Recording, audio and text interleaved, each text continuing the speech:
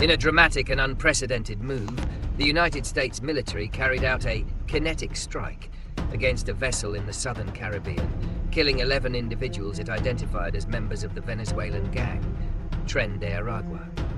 The strike, confirmed by President Donald Trump, marked a significant escalation in US counter-narcotics efforts and ignited immediate geopolitical tensions.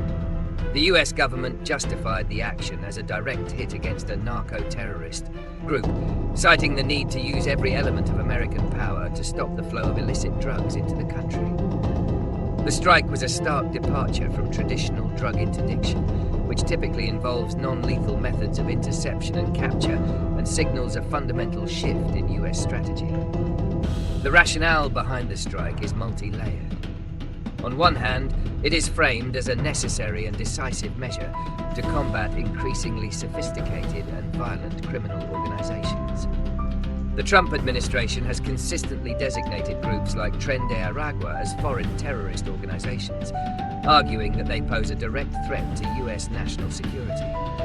This designation provides a legal and political framework for the use of military force. By choosing a kinetic strike over a traditional interdiction, the administration sent a clear message.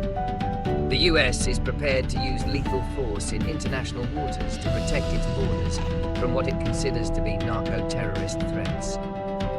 This approach is rooted in a belief that previous interdiction efforts have been insufficient to stem the tide of drug trafficking. Secretary of State Marco Rubio, for instance, stated that what will stop them is when you blow them up, when you get rid of them. However, this action also carries significant geopolitical and legal ramifications.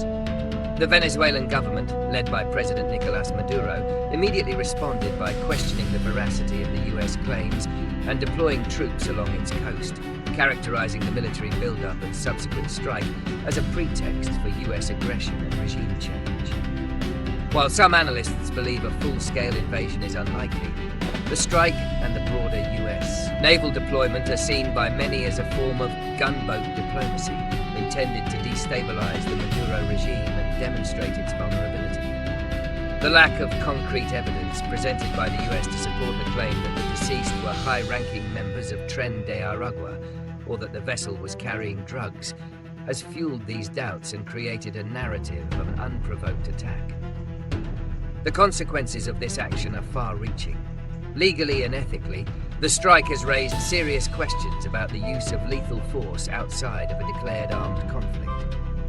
International law experts, such as Mary Ellen O'Connell of the University of Notre Dame Law School, have stated that intentional killing outside armed conflict hostilities is unlawful unless it is to save a life immediately, arguing that no such hostilities were occurring in the Caribbean.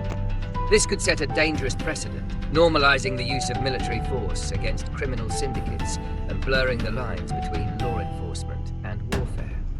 Furthermore, the strike risks a dangerous escalation of tensions between the US and Venezuela, potentially leading to a broader conflict or even a proxy war that draws in other regional actors. Looking ahead, it is likely that the US will continue to use this new, more aggressive strategy. Defense Secretary Pete Hegseth has already stated that more operations will follow. This prediction is supported by the ongoing military buildup in the Caribbean.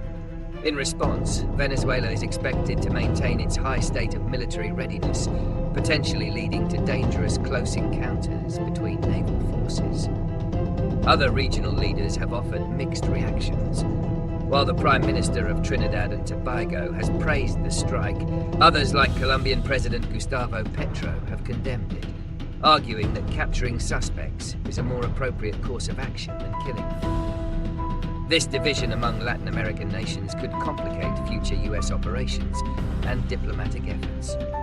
A sustainable and ethical solution requires a pivot away from militarization and back towards comprehensive, multifaceted approaches. Instead of relying on kinetic force, a more effective strategy would involve a renewed commitment to international cooperation, intelligence sharing, and targeted law enforcement. This includes strengthening the capabilities of regional partners to conduct their own interdiction operations and providing greater support for international anti-narcotics bodies.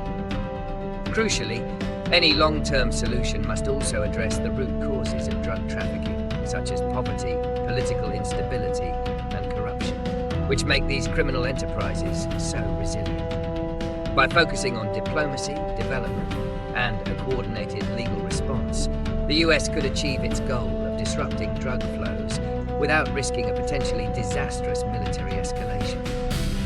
The current approach is a high-risk gamble, and while it may deliver a powerful message in the short term, it could have unintended and grave consequences for the long-term stability of the region.